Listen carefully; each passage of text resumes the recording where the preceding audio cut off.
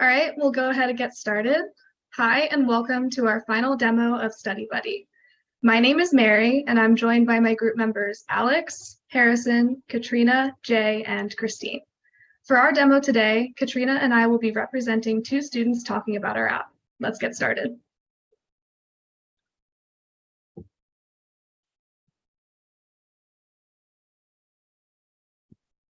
Hey, how's your semester been going? Honestly, this first semester of college has been an adjustment.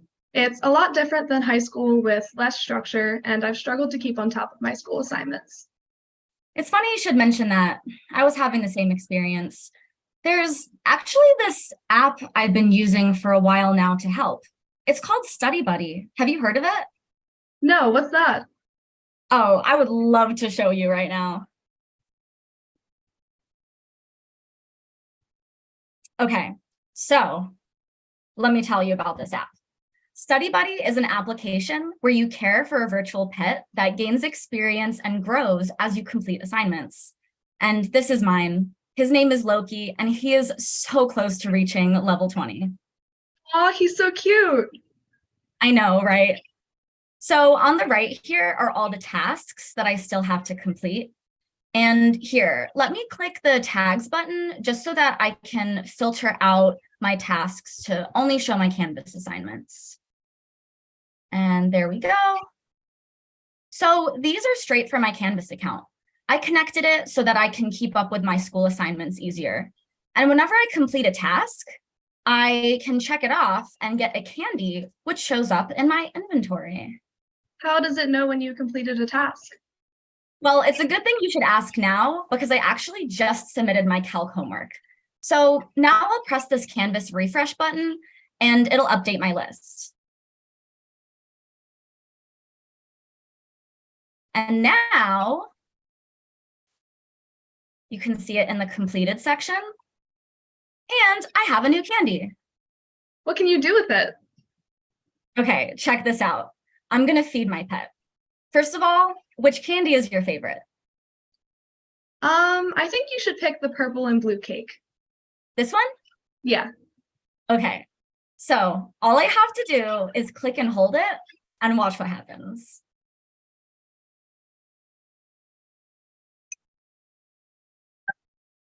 Whoa, did your pet just level up? And wait, he has a hat now. Gosh, level 20, let's go. Anyway, at certain levels, your pet will unlock new accessories like this super cute propeller hat. Wow, okay, I'm sold. I wish I could sign up for my own right now, but I don't have my computer with me. Oh, that's no worries. Just go to studybuddy.life on your phone and you can make an account there. Got it.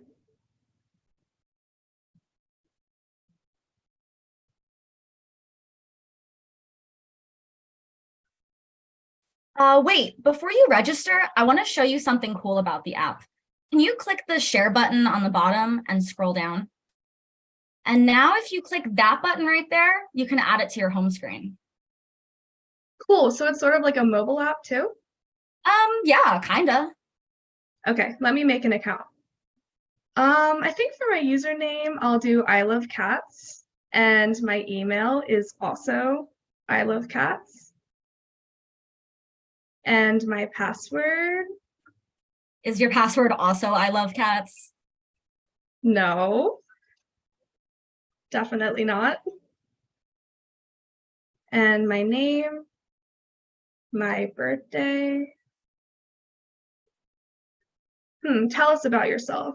I'll say I'm super excited for Study Buddy.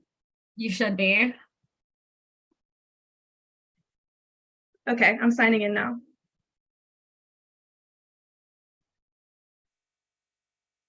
Man, just wait till you see these pets. I'm so excited. Aw. Oh my God, they're all so cute. I wish I could pick all of them. So which one are you going to pick? Well, the orange one looks so much like my family cat, Biscuit. I miss her so much, so I think I'll choose that one. Oh, is this a tutorial? It's a really good way to get used to the app. Oh yeah, you showed me this. This is showing me how to create and complete tasks and feed my pet and stuff. Oh no, Biscuit is sad. What happened? Don't worry, your pet's mood will change based on how recently you fed them and if you've been keeping up with your tasks. But right now, it looks like you have an overdue task from the tutorial. So if you just complete it, your pet won't be sad anymore. Oh, good. I definitely want to keep my pet happy. So now I have a candy, right? Yeah, why don't you feed it to your pet? Okay. Yay, I leveled up. So when will I get all of the candies that you have? And wasn't your cat bigger too? Yeah, I mean, you've just got to keep on using it. New candies unlock over time as you continue to complete tasks, and I've been using it for quite a while now. Got it.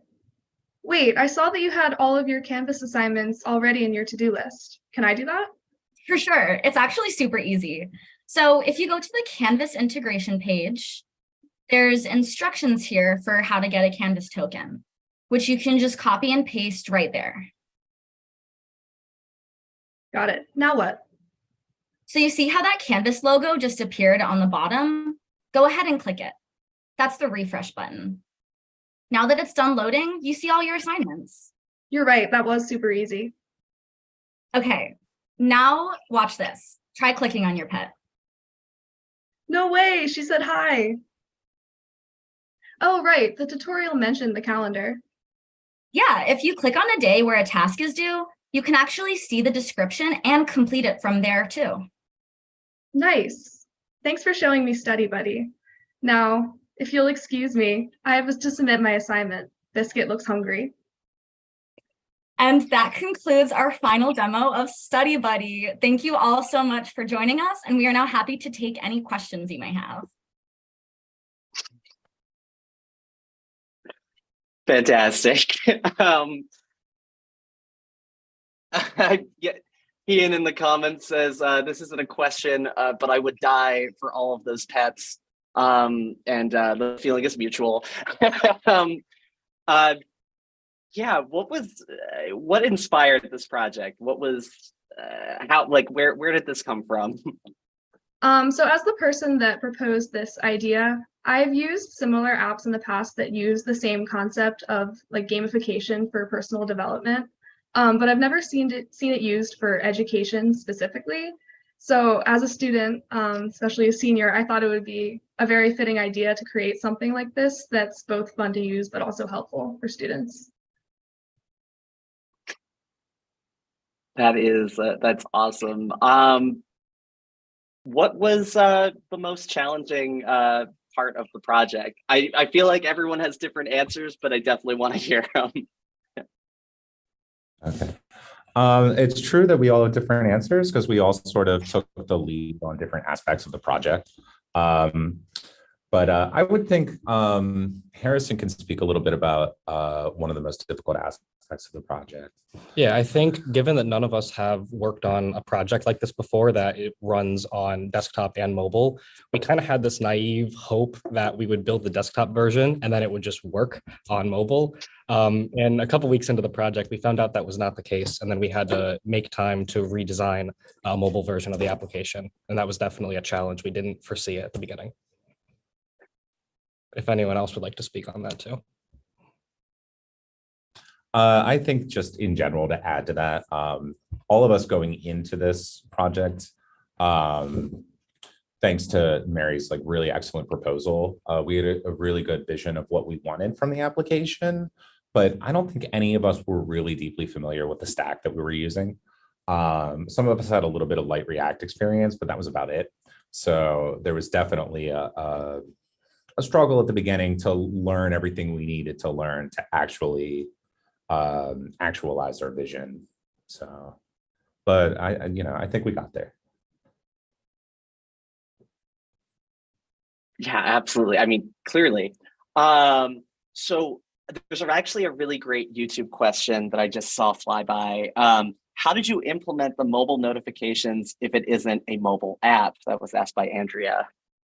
Oh, that's going to have to be Kat. Yeah, I can speak to that one for sure.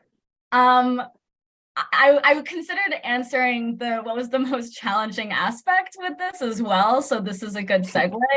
I was on the task of notifications. And if you've been watching a couple of the other demos, like I know notifications were kind of like that last push to try to get into a lot of people's applications. It was actually a lot more difficult than I anticipated. It actually took me, for the CS people in the crowd, it took me like 2 sprints to do, unfortunately. Just because there's so many interconnected issues. It wasn't just like, oh, like put some code in and notifications will work. Like it was a lot. So I won't get too much into it. But to answer your question, so you saw in the demo on Mary's phone, she's using an iPhone, and with the new update, it actually will receive push notifications from a PWA, which is the type of app that we created, which stands for Progressive Web Application. It wasn't able to before on an iPhone, but now it is. So that's partially why we really wanted to get those notifications working, was because we wanted to take advantage of that new feature. And it'll work on desktop as well. But if you download it as a PWA, like Mary demonstrated in the demo, then you can have notifications come up on your Android or iPhone now if you have the latest update. Yeah, that's awesome. I'm seeing in the chat the link being passed around, but I don't think it was said out loud what where users can go to try the app out. If you want to speak to that. Yeah, so you can go to studybuddy.life and sign up. We do have a development server running that's separate from our production server. So we plan to be hosting it for a good while after this, because we forked the repo and we'll be continuing to work on it as a hobby. So if you do sign up, you should expect to be able to use it for a good while. And if anything ever changes, we'll send a notification. But that is the intention, is to keep it running for some time, especially as it stays small and there's not that many users. It doesn't really cost anything to run. So we hope people do. We're excited about it. I have one thing to add to that as well. For the Temple students in the crowd, one thing to note is that as of right now, it does not work on Temple's Wi-Fi. So hopefully that will change. But right now, if you're on Temple's Wi-Fi and you're trying to log on to it and it's not working, I'm sorry, we can't really do anything about that right now. However, it does work with Temple's Canvas. You can actually integrate your real Temple Canvas account. There's instructions in the application. You didn't see it during the demo, but it'll walk you through all the steps. So, yeah. Can you talk a little bit about how that integration worked? Because I know, having taught the course previously, that students usually have this kind of fear of working with the Canvas API, because there's sort of like a rumor that you can't do it. So how did you do it? I think that fear is well founded. You'll see how we manage. You'll see how we manage it if you do go through the instructions. Basically, you can request an API token from Canvas to be able to test development builds and things of that nature, or to do integration for applications that aren't directly integrated through Temple's instance of the Canvas program. So that every university has their own little private instance of the program, right? So if we wanted to be fully integrated with Canvas, such that you could just go to the Canvas site and push a button and now all of a sudden it's integrated, we would have to get a lot of approval from Temple. And that's a months-long process. By the time we would even get started with the approval process, we would be done the project. So it's just not feasible. It is possible to spin up your own Canvas instance, but because you have to spin up the whole server program, it's like 100 gigabytes or something just to spin it up, and running it is really expensive for running it on like a home laptop or something like that. So that's also not feasible, right? So you have to go through this route of asking users to get the API token. And it's a little clunky, but it does work. And once you do this one clunky thing and we have good instructions in there on how to do it, then it's done forever and you never have to think about it again. So we thought that was the most painless route to go for the integration. But yeah, I respect the fear of trying to do Canvas integration. It can be arbitrarily hard. And when we tried to spin up our own Canvas instance at the very beginning, Christine ended up getting like a 9 million line commit out of that, which clearly was just like not the right approach, and the token route was much better for us. So some of the members of the other chat are asking, why doesn't the app work on Temple's Wi-Fi? I think you kind of know, but if you don't, I can kind of answer it. But yeah, so as a blanket security measure, Temple's Wi-Fi blocks any newly registered domain. And so since we have the domain now for about a month, that's still not enough time apparently. So they just blanket block us for the next few months. But maybe by the fall, you could use Study Buddy on campus. I'll interject to say though, I mean, we've seen other projects get through this process sooner. So it's a bit mysterious. So Ian, if you do know anything about what might be further complicating things, but that's our current working theory. I have a weird sneaking suspicion that it's because you're using .life, but then again, I really don't know. I agree. Yeah, I think if it was .com, we grew already, but .life is so unusual. They're like, no way. $2. Yeah, it's $2 awesome. or $2,000. We went with the $2 option. Sorry, guys. We apologize. Make your donations to our Patreon link will be on the Discord. If we hit a $1 goal, we will become a .com and start working on the Temple Wi-Fi. So we'll also add more animations to the Rock. Yeah. So Tim asks, were there any features you wanted to incorporate but didn't have time to? You stole my question, Tim. I would say that one of the main features that we would have incorporated with more time was more pet types. You know, like we only have cats and a pet rock. If we had more time, we might have done dogs, bunnies, etc. And that also includes accessories for the pets. We have the hat, but given more time, we would have included a lot more accessories too. Awesome. Yeah, I know the idea of the dog thing was very controversial. Yeah. Not controversial for me though. So, anyways, what would happen if you passed StudyBuddy.live into fishtails.net? Not totally sure how that question could be answered, but Fishtails would explode. Oh no, wait, I understand. So there was a software design project for trying to scan phishing scam websites. So it would be interesting to see if how it would work, and I would be interesting to see. I have the feeling, since we have very little in terms of collecting information about the users, I don't know exactly what the term of art here is, but you know, a lot of websites will track like, oh, where is your mouse hovering over the screen at basically all times and record it. They'll track everything kind of you're focusing on, what your scroll patterns are. And a lot of that can be really useful for making the website UI, UX feel really good. And a lot of it can also be useful for making a lot of money by selling people's user data. We don't do any of that. So I would be shocked if we would fail any kind of phishing test or any kind of suspicious website test. Because there's so little going on. Everything you put in, there's one API call and it comes back.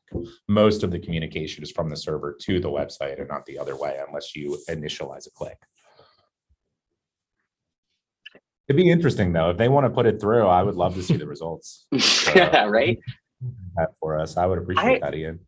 So I do have one question. Okay, so we have another, the last project was an education technology project that, you know, seems like it would pair really well with Study Buddy. what would Discord Classroom have to do in order to integrate into Study Buddy the way Canvas is integrated? I think it depends on what their backend is. They would have to just expose an API with some kind of token validation and regularize the exchange of information. For us, we would just have to build on our side like an adapter pattern to deal with whatever API they exposed. But our patterns for taking assignments and assigning like task sizes and stuff like that are fairly straightforward. Like if it's a homework, it's a small task. If it's a test, it's a large task, right? So there shouldn't really be that much legwork you need to do for integration. Just expose an API, we'll write an adapter. I think it's the kind of thing that could be done in a week or two, depending on what their framework looks like. We use Django for our backend, which is a really robust ORM that's like really feature rich. And we use the Django REST framework to handle constructing our API. So because it's Python based, we're able to spin up new features really, really fast. The sacrifice for that is we could never be a billion user website because we have a Python backend, right? But I don't think that matters for our demographic. And the logic of our site is such that we could spin up a lot of isolated server instances and only share user profile information because there's not like a social media feature where users can communicate with each other. If we ever did have a feature like that, we would probably have to use a supplemental backend in order, like some kind of like GraphQL backend or something to just mediate that data exchange. But because we can be isolated with very minimal exchange between server instances, this was a really good solution for us. That's pretty awesome. Also, update. My students did pop the URL into their Fishtails app, and the URL is safe. So, great job. Anyways, this has been amazing. I do want to make sure there's no other questions. It's all just fanfare at this point. So, really great job.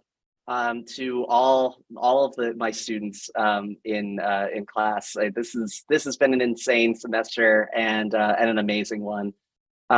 So I'm very proud of all of you.